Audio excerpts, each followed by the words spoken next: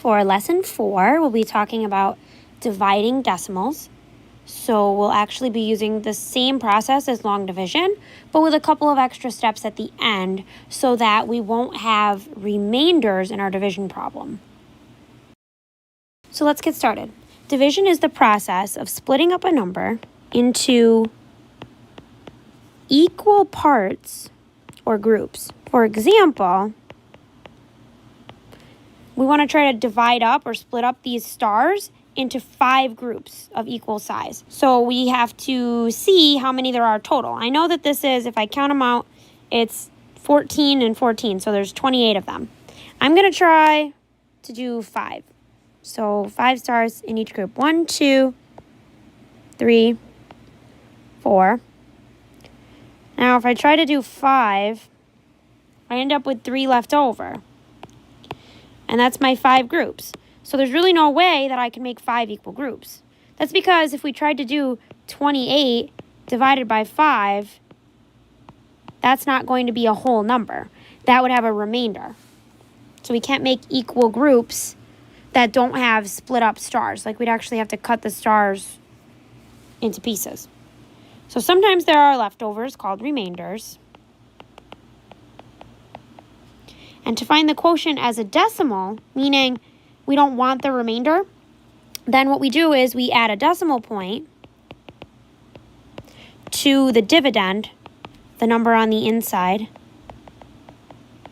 and then we add zeros as placeholders, basically, until the quotient ends or starts to repeat. Okay, so let's try this. So it's going to be a little different than what we're used to.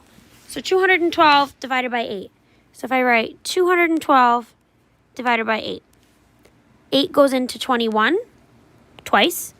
8 times 2 is 16. If we subtract, we'll get 5. Bring down the 2. 8 goes into 52 6 times. 6 times 8 is 48. Subtract, we'll get 4. Now notice we have a remainder of 4, but we don't want that. So what we're going to do is turn this into a decimal. If I put a decimal point, I can put a 0 here, and that doesn't change the value. 212 is equal to 212.0. They're the same number, right? It just looks a little different. So now we have a 0 to bring down. 8 goes into 40 5 times. 5 times 8 is 40. Subtract and we get 0. The only thing to remember here is that we got to bring up our decimal point. So take your decimal point and it's going to go right there.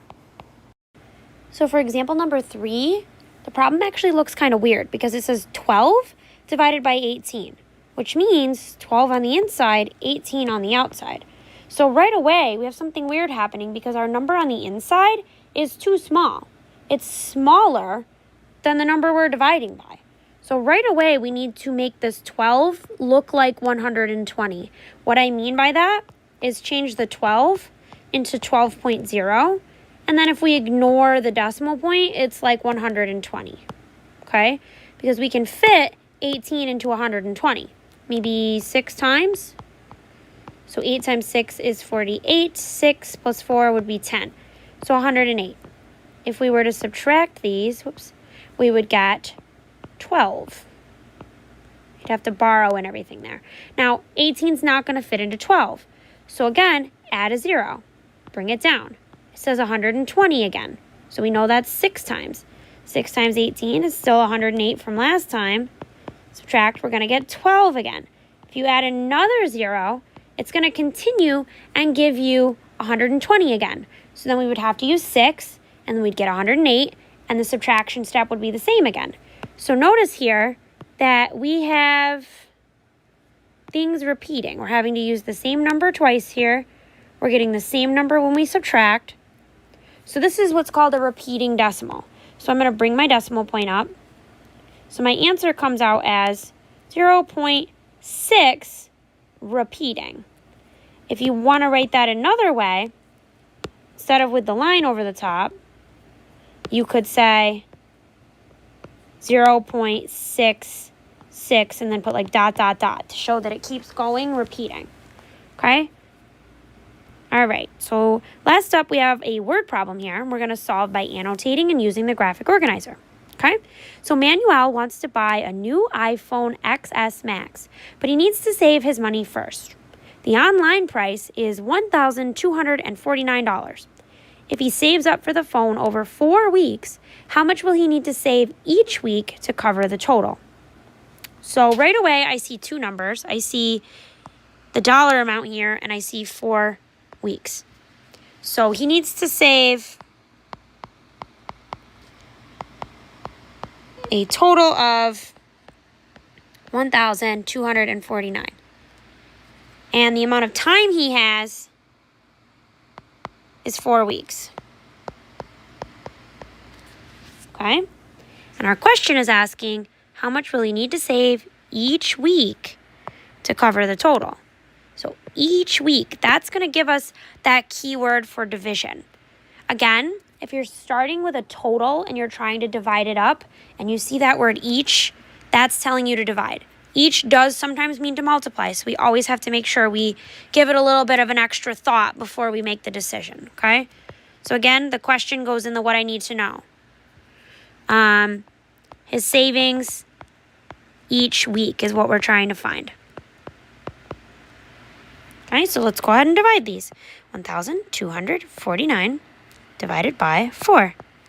So 4 is going to go into 12 3 times. 3 times 4 is 12. Subtract, we'll get 0.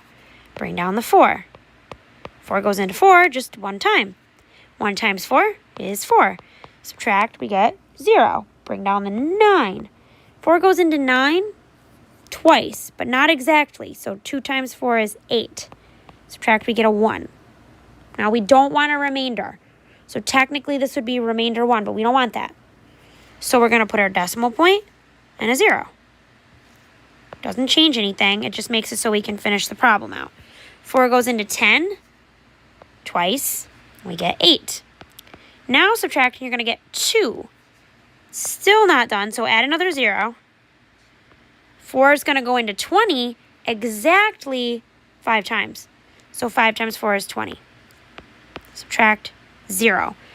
And we're not quite done until we bring up our decimal point. So it's going to go right there, straight up. And we have the answer, 312.25.